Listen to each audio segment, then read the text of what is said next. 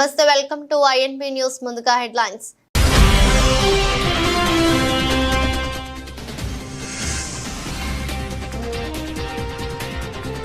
Skill university బోర్డుతో రేవంత్ రెడ్డి భేటీ. వర్సిటీకి ప్రభుత్వ తరపున 100 కోట్లు కేటాయిస్తామని వెల్లడి.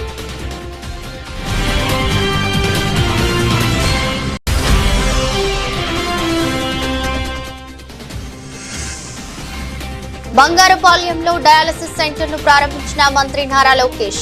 యువగళం పాదయాత్రలో ఇచ్చిన ప్రతి హామీని నెరవేర్చామని స్పష్టం.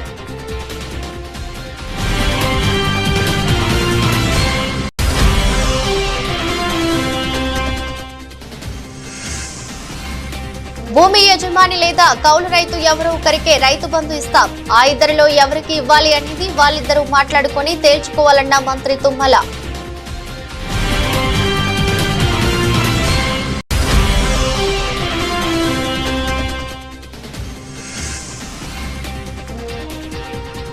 కద్దెర కోసం తెలుగు తమ్ముళ్ల పోట్లాట.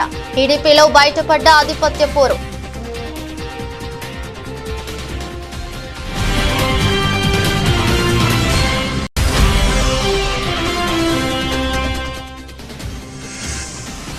చెన్నై టెస్టు టీమిండియా 376 పరుగులకు ఆలౌట్. అద్భుత ప్రదర్శనతో ఆకట్టుకున్న అశ్విన్, జడేజా.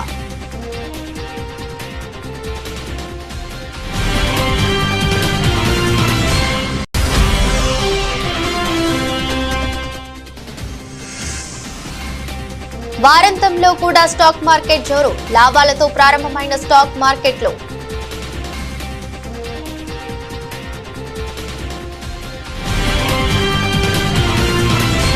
రాష్ట్రంలో కొత్తగా ఏర్పాటు చేసిన తెలంగాణ యంగ్ ఇండియా స్కిల్ యూనివర్సిటీని దేశంలోనే ఆదర్శంగా తీర్చిదిద్దాలని ముఖ్యమంత్రి రేవంత్ రెడ్డి పారిశ్రామికవేత్తలు, అధికారులకు పిలుపునిచ్చారు. ఆ బాధ్యతను యూనివర్సిటీ బోర్డుకు అప్పగిస్తున్నట్లు ప్రకటించారు. ప్రభుత్వం ఇటీవలే ప్రకటించిన Telangana young India skill university board ప్రతినిధులతో పాటు రాష్ట్రంలోని వివిధ రంగాలకు చెందిన పారిశ్రామికవేత్తలు, కంపెనీల ప్రతినిధులతో ముఖ్యమంత్రి రేవంత్ రెడ్డి సచివాలయంలో సమావేశమయ్యారు. ఉప ముఖ్యమంత్రి బట్టి విక్రమార్క, పరిశ్రమల శాఖ మంత్రి Sridhar Babu, university board chairman Anand Mahindra, co chairman Srinivas Raju, board సభ్యులు పి దేవయ్య, సుచిత్ర, ఎల్లా సతీష్ రెడ్డి, ప్రభుత్వ ప్రధాన కార్యదర్శి శాంతి కుమారి, ప్రభుత్వ ప్రత్యేక ప్రధాన కార్యదర్శి జయేష్ రంజన్ పాల్గొన్నారు. ఈ సందర్భంగా ముఖ్యమంత్రి రేవంత్ రెడ్డి పారిశ్రామికవేత్తలను ఉద్దేశించి మాట్లాడారు. వీలైనంత వేగంగా తమ ఆలోచనలను ఆచరణలోకి తెచ్చామని, ఇకపై యూనివర్సిటీ బాధ్యతను బోర్డు చైర్మన్ ఆనంద్ మహీంద్రకు అప్పగిస్తున్నామని చెప్పారు. ఈ రంగంలో అనుభవంతో పాటు ప్రత్యేక గుర్తింపు ఉన్న మహీంద్ర ఆనంద్ స్కిల్స్ యూనివర్సిటీకి తన బ్రాండ్ ఇమేజీని తీసుకువస్తారనే నమ్మకం ఉందని సీఎం వ్యాఖ్యానించారు. బంగారుపాలెంలో మంత్రి నారా లోకేష్ పర్యటిస్తున్నారు. యువగలంలో ఇచ్చిన హామీ ప్రకారం కిడ్నీ డయాలసిస్ సెంటర్ ను ప్రారంభించారు. సెంటర్ ను పరిశీలించిన లోకేష్ రోగులతో మాట్లాడారు. అలాగే 30 పడకల ఆసుపత్రిని, ఆసుపత్రి ఆవరణలో రక్తదాన శిబిరాన్ని ప్రారంభించారు. తర్వాత ఆసుపత్రి ఆవరణలో మంత్రి నారా లోకేష్ మొక్కలు నాటారు. అనంతరం బంగాళపాలెంలో లోకేష్ ప్రజా దర్బార్ నిర్వహించారు. ఈ సందర్భంగా మాట్లాడుతూ యువగలం పాదయాత్రలో ఇచ్చిన ప్రతి హామీని నెరవేర్చామని స్పష్టం చేశారు. చిత్తూరు జిల్లాను సమగ్ర అభివృద్ధి చేసి రుణం తీర్చుకుంటానన్నారు. రేషన్ కార్డుల జారీకి పటిష్టమైన కార్యాచరణ ప్రణాళిక రూపొందించాలని ముఖ్యమంత్రి రేవంత్ రెడ్డి ఆదేశించారు.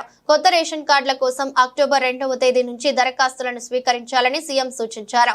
రేషన్ కార్డుల జారీకి సంబంధించిన విధి విధానాలపై ముఖ్యమంత్రి సచివాలయంలో ఉన్నత స్థాయి సమీక్ష నిర్వహించారు.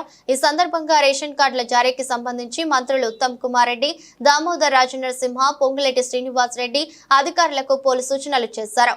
అర్హులందరికీ డిజిటల్ రేషన్ కార్డులు ఇవ్వడానికి సంబంధించి కసరత్తు చేశారు. ఈ అంశంపై త్వరలోనే మరోసారి సమీక్ష నిర్వహించాలని నిర్ణయించారు. రైతు భరోసాపై కౌలు రైతు, భూ యజమాని మాట్లాడుకోవాల్సిన అవసరం ఉందని తెలంగాణ వ్యవసాయ మంత్రి తుమ్మల నాగేశ్వరరావు అన్నారు. రాష్ట్రంలో పంట పండించే రైతులకే రైతు భరోసా ఇవ్వాలన్నదే తమ ప్రభుత్వ ఆలోచనని చెప్పారు. ఢిల్లీలోని తెలంగాణ భవన్ లో ఏర్పాటు చేసిన మీడియా సమావేశంలో మాట్లాడారు. పంట ఎవరైతే పండిస్తారో వారికి ఆర్థిక చేయూత ఇవ్వాలని అందరూ చెప్తున్నారన్నారు. ఏపీలో మాదిరిగా కౌలు రైతు ఒప్పందాలు తెలంగాణలో లేవని, ఇక్కడి భూ చట్టాలు వేరు, ఏపీలో ఉన్న చట్టాలు వేరని అన్నారు. ఇటీవల వరదలతో వ్యవసాయ భూముల్లో పొలాల్లో గండ్లు పడిన ఇసుక మేటలు వేసిన నష్టపరిహారాన్ని భూ యజమానులు తీసుకోవాలని, పంట నష్టం మాత్రమే జరిగితే కౌలు రైతుకు ఇవ్వాలని చెప్పామని తుమ్మల తెలిపారు. రైతు బంధుపై సీలింగ్ విధించడంపై ఇంకా తుది నిర్ణయం తీసుకోలేదన్నారు. 2 లక్షల రూపాయలలోపు పంట రుణాలు ఉన్న 22 లక్షల మంది రైతులకు 18,000 కోట్లు మాఫీ చేశామన్నారు. రైతు బంధు అంటే పంటేసే రైతుకి కొద్దిగా చేయూత. నేను ఏదన్నా మిర్చి వ్యవసాయం చేసినా, వరి వ్యవసాయం చేసినా నాకు 40,000 50,000 ఎకరానికి పెట్టుబడి అవుతుంది. 50,000 ఇవ్వలేం, కానీ ఉడతాభక్తిగా ప్రభుత్వం 10,000 రూపాయలు సాయం చేస్తే ఆయనకి చేతిలో ఉన్నా లేకపోయినా మొదలు పెట్టుకొని ముందుకెళ్తాడనే ఉద్దేశంతో చేస్తున్నాం. ఇది వ్యవసాయానికి చేసినటువంటి రైతుకి చేతిలో పెట్టేటటువంటి చేయూత మాత్రమే. అది మీరు ఎట్లా చెప్తే అట్లా చేద్దామని చెప్పి దాన్ని అందుకని కొంచెం పక్కకు పెట్టి అందరు అభిప్రాయాలు తీసుకుంటున్నాం. 99% కాకుండా 200% చెప్పేది ఏంటంటే పంట వేసినటువంటి రైతుకి ఇవ్వటమే న్యాయం అని చెప్తున్నారు. దాన్నే ఇంప్లిమెంట్ చేయాలనేది కూడా రాష్ట్ర ప్రభుత్వం ఆలోచన. అది కౌలు రైతు మాట్లాడుకోవాల్సిన అవసరం ఉంది. ఆ విషయం కాడనే ఆలస్యం అవుతుంది. తిరుమల లడ్డు ప్రసాదంపై ఏపీ సీఎం చంద్రబాబు చేసిన తీవ్ర ఆరోపణలను టీటీడీ మాజీ చైర్మన్, రాజ్యసభ సభ్యుడు వైవి సుబ్బారెడ్డి ఖండించారు. లడ్డు తయారీలో పందితో నెయ్యిని ఉపయోగించారని, నీచమైన ఆరోపణలు చేశారని, చంద్రబాబు తన వ్యాఖ్యలు వెనక్కి తీసుకోకపోతే చట్టపరంగా, న్యాయపరంగా ముందుకు వెళ్తామని వెల్లడించారు. వైసీపీ పార్టీని బదనాం చేయడానికి దుష్ప్రచారం చేస్తున్నారని మండిపడ్డారు. తాడేపల్లి వైసీపీ కార్యాలయంలో ఏర్పాటు చేసిన మీడియా సమావేశంలో మాట్లాడారు.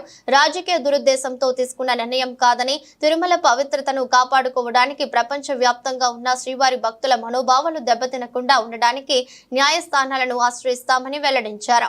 అవసరమైతే ఆరోపణలు చేసిన వ్యక్తులపై పరువు నష్టం దావా వేస్తామని హెచ్చరించారు.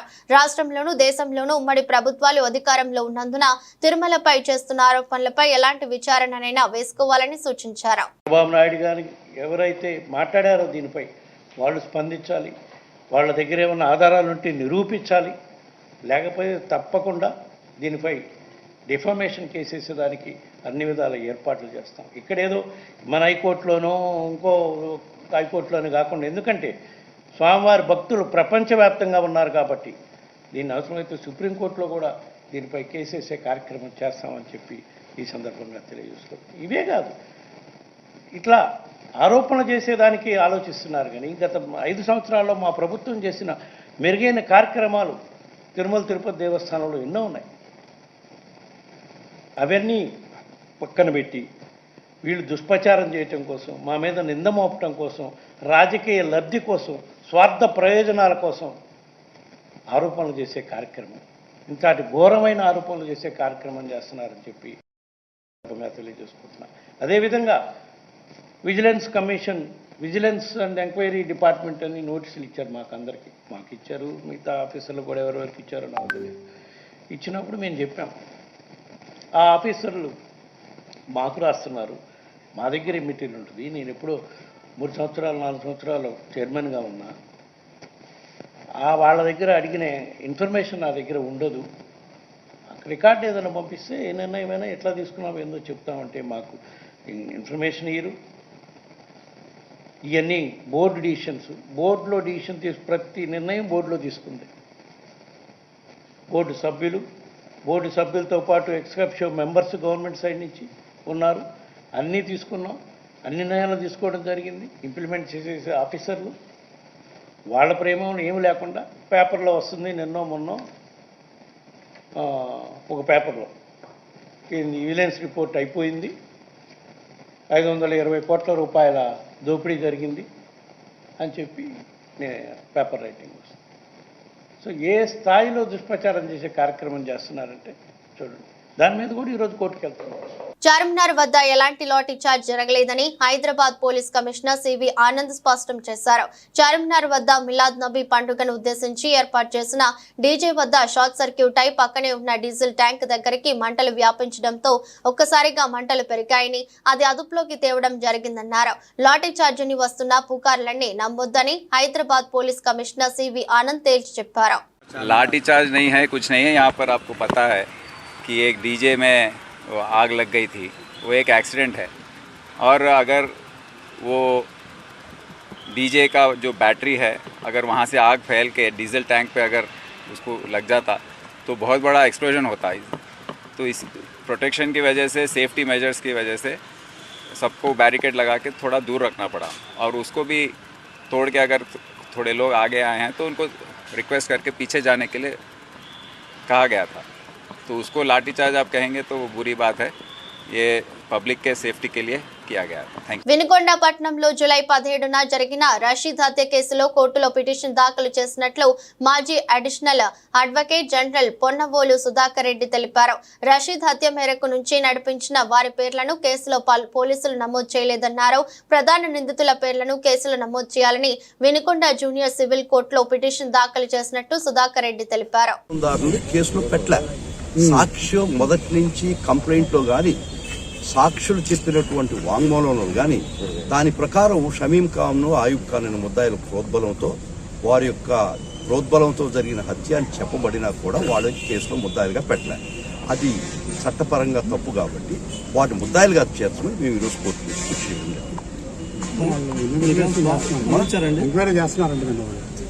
ఇస్తే మంచిదే. దానికి మనం వేసిన తర్వాత ముద్దు పెట్టాలి. పోలీసు వారు న్యాయం చేస్తే దానికి తప్పు మాటలే కదా. పోలీసు వారు తప్పు చేశారు ఇప్పుడు దాకా ఆ ఉద్దేశంతో మేము ఎంటర్ కావాల్సి వచ్చింది. వైఎస్ఆర్ కాంగ్రెస్ పార్టీ తరఫున జగన్మోహన్ రెడ్డి గారు మాకు ఇచ్చిన ఒకటే ఒక ఆదేశం, ఏ కార్యకర్తకి ఇబ్బంది జరిగినా పార్టీ నిలబడుతుంది. ఇబ్బంది వాళ్ళకి నష్టం మీరు వారి పక్కన నిలబడి వాళ్ళకి న్యాయపరంగా సహాయ సహకారాలు అందించమని మాకు ఆదేశాలు ఉన్నాయి.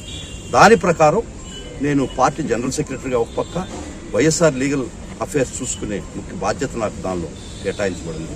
దాంతో ఇది నా బాధ్యతగా స్వీకరించి జగన్మోహన్ రెడ్డి గారు ఇచ్చిన ఒక్క మాటతో వారు చేసినటువంటి వాళ్ళ భాషతో నేను రావడం జరిగింది. వాళ్ళిద్దరిని ముద్దాయిని చేయడం జరిగింది. ఒకవేళ పోలీసు వారు కూడా చేస్తే పర్వాలేదు, అదే కోర్టులో కూడా చెప్పింది అదే. చేయలేదు కాబట్టి మేము రావడం జరిగింది. చేస్తే మంచిదే. దాని గురించి ప్రతి కార్యకర్తకి బాధ్యత ఇస్తుంది, భరోసా ఇస్తుంది.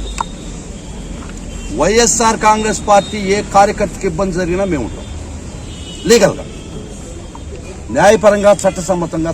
పోలీసు వాళ్ళు దుర్మార్గమైన కేసులు పెట్టిన తెలపండి, మేము వచ్చి నిలబడతాం. న్యాయపరంగా మనం అన్యాయం చేయమని ఎవరు చెప్పరు, చేస్తే కూడా ఎవరు రక్షణకు రాలేదు. మనకి అన్యాయం జరిగినటువంటి పరిస్థితిలో ఏ వైఎస్ఆర్ కాంగ్రెస్ పార్టీ కార్యకర్తకి ఇబ్బంది జరిగింది, పార్టీ వైఎస్ఆర్ కాంగ్రెస్ పార్టీ ప్రతి వైఎస్ఆర్ కాంగ్రెస్ పార్టీ కార్యకర్త వెనక ఉన్నది అని మెసేజ్ మట్టుకిస్తున్నాం. చాలా స్పష్టంగా ఇస్తాం, చాలా దృఢంగా ఇస్తున్నాయి మెసేజ్. ఢిల్లీ నుంచి గల్లీ దాకా ఏ కార్యకర్త నేను ఢిల్లీ నుంచి గల్లీ దాకా, గల్లీ నుంచి ఢిల్లీ దాకా వకీల్ని నేను మామూలుగా గల్లీ వకీల్ని. పరిస్థితులను ఢిల్లీ దాకా తీసుకుంది. రాష్ట్రంలో బీఆర్ఎస్ కార్యకర్తలు నేతలపై కాంగ్రెస్ గుండాలు దాడులకు తెగపడుతుంటే పోలీసులు వత్తాసు పలుకుతున్నారని మాజీ మంత్రి జగదీష్ రెడ్డి ఆగ్రహం వ్యక్తం చేశారు. తాము కూడా ఎదురు తిరిగి తినడం మొదలు పెడితే లెక్క మరోలా ఉంటుందని హెచ్చరించారు. రాష్ట్రం ప్రశాంతంగా ఉండాలని ఓపిక పడుతున్నామని స్పష్టం చేశారు. రాష్ట్రంలోని ఇటీవలి పరిణామాలు కాంగ్రెస్ గుండాలపై చర్యలకు పట్టుబడుతూ డీజీపీ జితేందర్ కు బీఆర్ఎస్ ఎమ్మెల్యేలు ప్రశాంత్ రెడ్డి, వివేకానంద, పాడి కౌశిక్ రెడ్డి, డాక్టర్ సంజయ్, సీనియర్ నేత ఆర్ఎస్ ప్రవీణ్ కుమార్ తో కలిసి జగదీష్ రెడ్డి వినతి పత్రం అందజేశారు. అనంతరం ఆయన మీడియాతో మాట్లాడుతూ రాష్ట్రంలో శాంతి భద్రతలు అదుపు తప్పడానికి ప్రధాన కారణం సీఎం ఆయన వాడుతున్న భాష, ప్రవర్తనని తెలిపారు. బీఆర్ఎస్ నేతలు, కార్యకర్తలపై జరుగుతున్న దాడుల్లో పోలీసుల పాత్ర కూడా ఉన్నదని జగదీష్ రెడ్డి అన్నారు. ఇప్పటికే 4 సంఘటనలు జరిగాయని తెలిపారు. పోలీసుల ఎదుటే కాంగ్రెస్ గుండాలు దాడులు చేస్తున్నా చోద్యం చూస్తున్నారని వెల్లడించారు. పోలీస్ పరిస్థితి చాలా అధ్వానంగా ఉంది. కింది స్థాయి పోలీసులు కేవలం కాంగ్రెస్ నాయకులకు సంబంధించిన ఆదేశాలను పాటిస్తూ పై అధికారులను లెక్కబెట్టే స్థితిలో లేరు. పై అధికారులు చర్యలు తీసుకుంటారన్న భయం కూడా లేకుండా పోతా ఉంది. మేము గతంలో కూడా డీజీపీ గారికి కలిసి చెప్పినాం. మా వర్కింగ్ ప్రెసిడెంట్ కేటీఆర్ గారి నాయకత్వంలో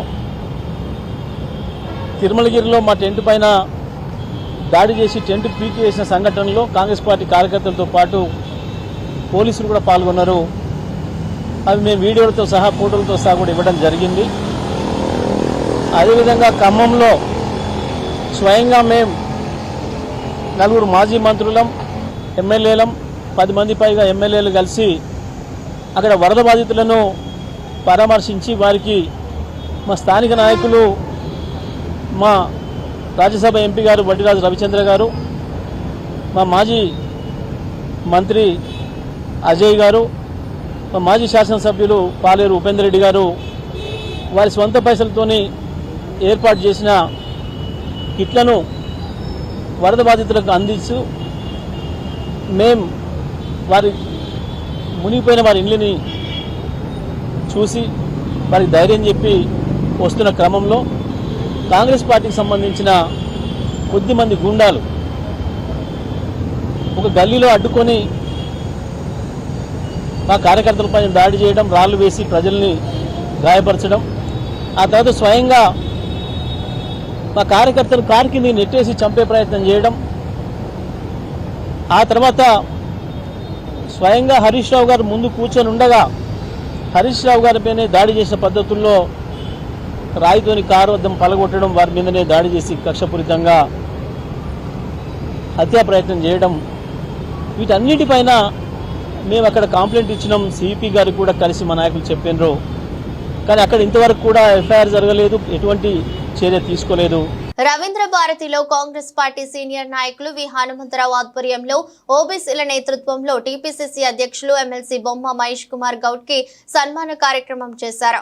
ఈ కార్యక్రమంలో సభను ఉద్దేశించి తెలంగాణ కాంగ్రెస్ అధ్యక్షులు ఎమ్మెల్సీ మహేష్ కుమార్ గౌడ్ ప్రసంగించారు. బీసీని బీఆర్ఎస్ అధ్యక్షుడిగా చేసే దమ్ముందా అని టీపీసీసీ చీఫ్ మహేష్ కుమార్ గౌడ్ ప్రశ్నించారు. టీఆర్ఎస్ కు కేసీఆర్ అధ్యక్షుడని, బీఆర్ఎస్ గా పేరు మారిన ఆయనే అధ్యక్షుడు, వర్కింగ్ ప్రెసిడెంట్ గా ఆయన కొడుకు అన్నారని విమర్శించారు. స్థానిక సంస్థల ఎన్నికల్లో బీసీ రిజర్వేషన్లను 42% నుండి 23% ఎందుకు తగ్గించారో ముందు బీఆర్ఎస్ నేతలు సమాధానం చెప్పాలని డిమాండ్ చేశారు. రాహుల్ గాంధీ వదిలిన బీసీ బాణాన్ని నేను ఎందుకు చెప్తా ఉన్నానంటే, ఉత్తర భారతదేశంలో ఉన్నటువంటి అగ్రవర్ణాలకి ధీటుగా కుల గణన జరగాలని, ఈ దేశంలో ఉన్నటువంటి ఎస్సీ, ఎస్టీ, బీసీ, మైనారిటీకి న్యాయం జరగాలని ఒక అకుంఠిత దీక్షతో ఆనాడు భారత్ జోడో యాత్ర నుంచి ఈనాటి వరకు ఏలెత్తి చాటుతున్నటువంటి మహానుభావుడు ఈ రకంగా చేస్తున్నాడు. కాబట్టే చంపేస్తామని బెదిరిస్తున్నటువంటి సందర్భం ఇవాళ. మళ్ళీ చెప్తా ఉన్నాను, బీసీల కోసం రాహుల్ గాంధీ గారు వదిలిన బాణాన్ని నేను, సోనియా గాంధీ గారు పంపిన సందేశాన్ని నేను, ఖర్గే గారు పంపిన సైనికుని నేననే మాట కూడా సందర్భం మనం చేస్తా ఉన్నాను. నేను ఒక దాంట్లో చాలా విశ్వాసం పెడతాను. వేరే కులాల్ని, వేరే మతాల్ని కించపరచకుండా మనం పుట్టిన కులం కోసం, మనం పుట్టిన మతం కోసం ఎదగాలని, వారికి సేవ చేయాలని ఉగులాట పడడం తప్పులేదు. కానీ ఎప్పుడు కూడా వేరే కులాల్ని, వేరే మతాల్ని కించపరచకుండా, నొప్పించకుండా ఉండాల్సిన బాధ్యత మనది. ఇవాళ బీసీల విషయంలో, భవిష్యత్తులో బీసీలకు రావాల్సిన హక్కుల విషయంలో ఎక్కడ కూడా కాంప్రమైజ్ ఉండదనే మాట మీ అందరికి నేను ఆశ్వాసం ఇస్తా ఉన్నా. ఇవాళ సోనియా గాంధీ గారు, ఖర్గే గారు, రాహుల్ గాంధీ గారు, కేసీ వేణుగోపాల్ గారు చాలా సందర్భాల్లో చర్చించి నన్ను ఒక ధ్యేయంతో నన్ను పిసిసి అధ్యక్షుడిగా చేసినారు. ఆ ధ్యేయాన్ని మరవకుండా, ఆ ధ్యేయాన్ని ఎక్కడ డివైడ్ కాకుండా వారు కోరిన విధంగా పనిచేస్తూ ముందుకు పోవాలన్నదే నా తపన. అన్నమయ్య జిల్లా రాజంపేటలో టీడీపీ నాయకుల మధ్య విభేదాలు బయటపడ్డాయి.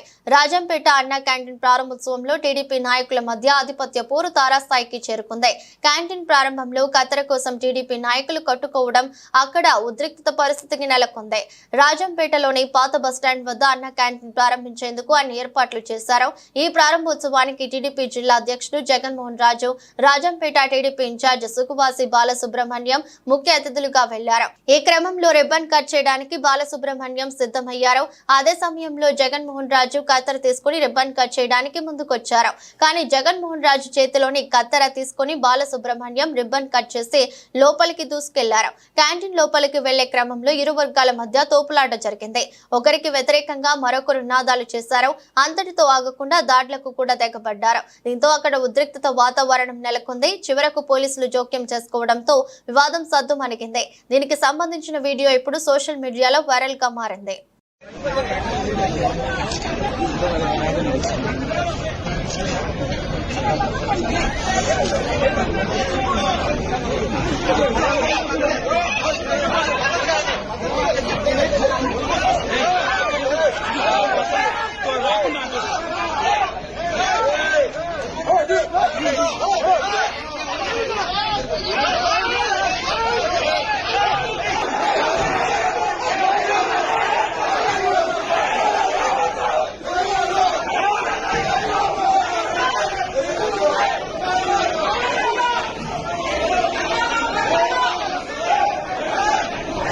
తిరుమల లడ్డు వ్యవహారంపై చిలుకలూరి బాలాజీ అర్చకులు రంగరాజన్ స్పందించారు.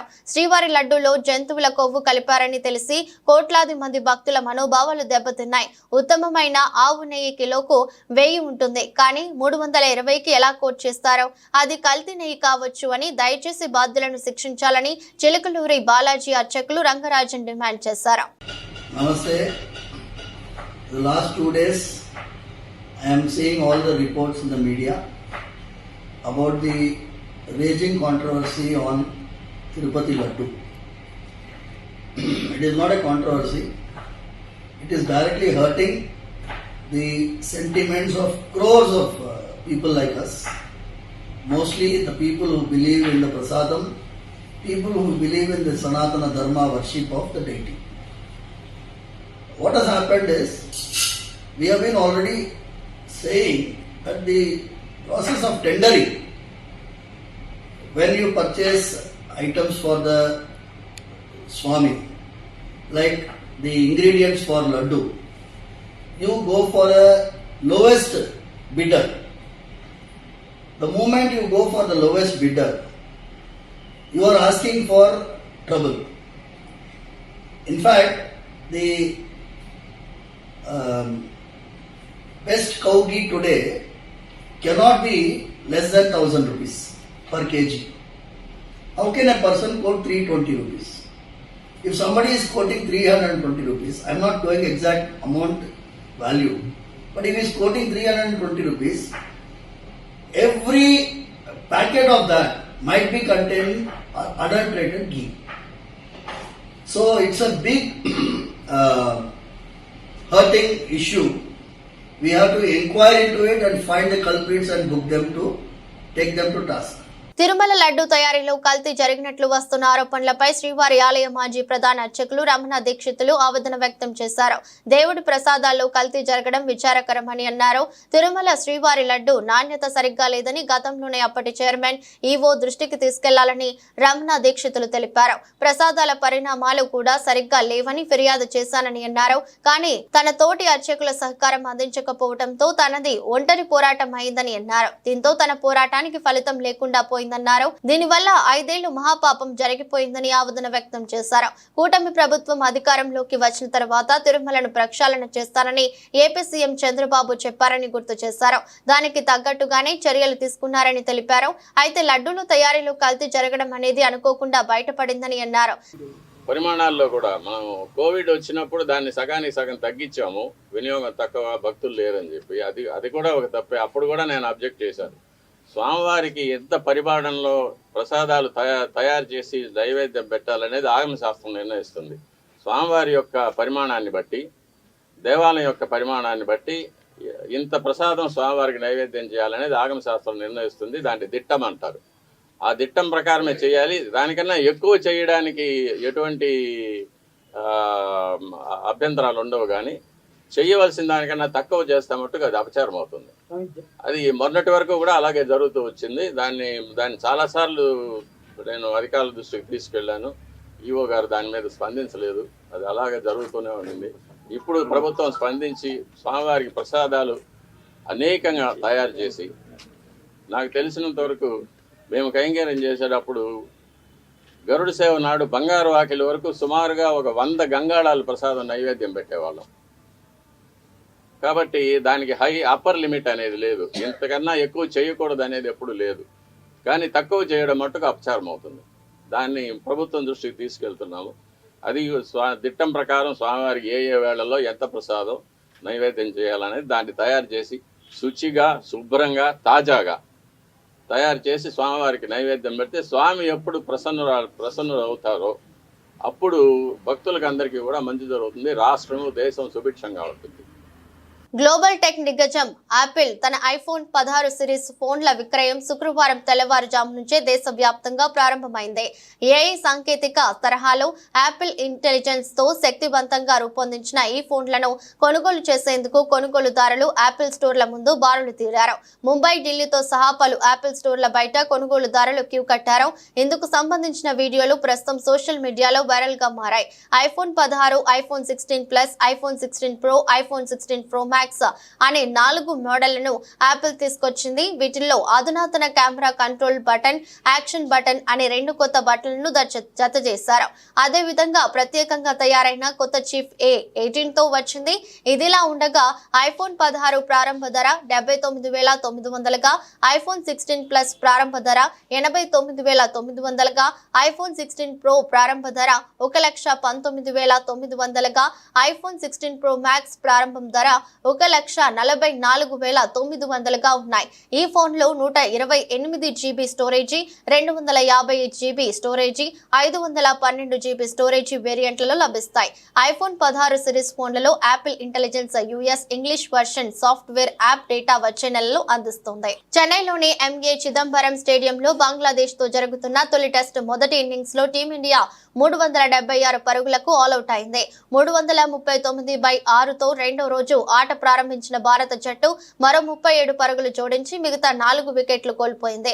భారత బ్యాటర్లలో రవిచంద్రన్ అశ్విన్ సెంచరీతో రాణించగా రవీంద్ర జడేజా, ఓపెనర్ యశస్వి జైస్వాల్ అర్ధ శతకాలు చేశారు. మిగతా బ్యాటర్లలో రిషబ్ పంత్ 36 పరుగులతో పర్వాలేదనిపించిన రోహిత్ శర్మ, విరాట్ కోహ్లీ, శుభ్మన్ గిల్, KL రాహుల్ తీవ్రంగా నిరాశపరిచారు. ఇక 144 పరుగులకే కీలకమైన 6 వికెట్లు కోల్పోయి భారత జట్టు పీకలలోతు కష్టాల్లో ఉన్న సమయంలో అశ్విన్, జడేజా ద్వయం అందుకుంది. ఈ జోడీ 199 పరుగుల అమూల్యమైన భాగస్వామ్యం నెలకొల్పింది. బంగ్లా బౌలర్లలో హసన్ మహమూద్ 5 వికెట్లు తీయగా తస్కిట్ అహ్మద్ 3, నహీబ్ రానా, మోహదీ హసన్ చెరో వికెట్ పడగొట్టారు. అమెరికా స్టాక్ మార్కెట్లలో రాత్రిపూట లాభాల కారణంగా భారతదేశంలో స్టాక్ మార్కెట్లు కూడా వారాంతంలో లాభాలతో ప్రారంభమయ్యాయి. ఈ ప్రభావం ఇతర ఆసియా మార్కెట్లపై కూడా కనిపించింది. మార్కెట్ ప్రారంభమైన కాసేపటికి BSE సెన్సెక్స్ 421 పాయింట్లు లేదా 0.51% పెరిగి 83,606 వద్ద, నిఫ్టీ 112 పాయింట్లు లేదా 0.44% వృద్ధి చెంది 25,528 స్థాయికి చేరుకున్నాయి. ఇదే సమయంలో బ్యాంక్ నిఫ్టీ 184 పాయింట్లు లాభపడి 53,221 పరిధిలో ఉండగా నిఫ్టీ మిడ్ క్యాప్ 100 సూచి 278 పాయింట్లు ఎగబాకి 59,614కి చేరుకుంది. ఈ క్రమంలో JSW steel, coal India, HDFC life, Tata steel, Hindalco industries, Mahindra and Mahindra కంపెనీల స్టాక్స్ టాప్ 6 లాభాలతో ఉండగా అదే సమయంలో Cipla, NTPC, Tata Motors, Bajaj finance, Titan company, Grasim Indus సంస్థల స్టాక్స్ టాప్ 6 నష్టాల్లో ఉన్నాయి. అన్ని రంగాలలో మెటల్, రియాలిటీ సూచీలు 1.73% వరకు పెరిగాయి. కన్స్యూమర్ డ్యూరబుల్స్ మినహా ఇతర రంగాల సూచీలు కూడా గ్రీన్ లో ఉన్నాయి. ఈ క్రమంలో BSE small cap 0.59% లాభపడగా BSE mid cap 0.50% ముందంజలో ఉంది. వార్తలు ముగించే ముందు మరోసారి హెడ్లైన్స్.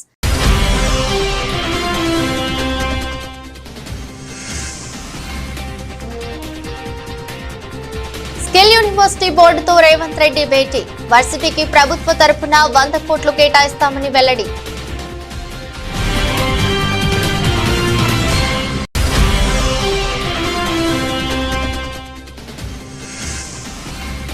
బంగారుపాలెంలో డయాలసిస్ సెంటర్ ను ప్రారంభించిన మంత్రి నారా లోకేష్. యువగలం పాదయాత్రలో ఇచ్చిన ప్రతి హామీని నెరవేర్చామని స్పష్టం.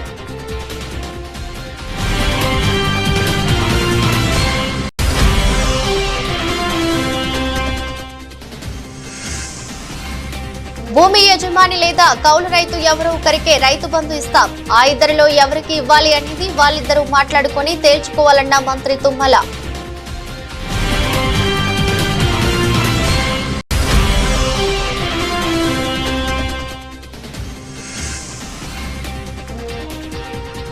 కద్దెర కోసం తెలుగు తమ్ముళ్ల పోట్లాట. టీడీపీలో బయటపడ్డ ఆధిపత్య పోరు.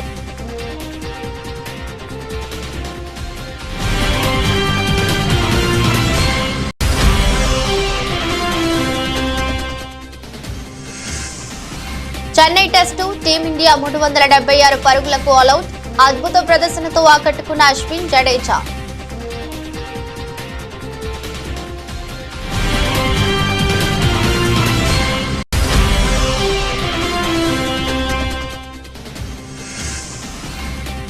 వారాంతంలో కూడా స్టాక్ మార్కెట్ జోరు. లాభాలతో ప్రారంభమైన స్టాక్ మార్కెట్లు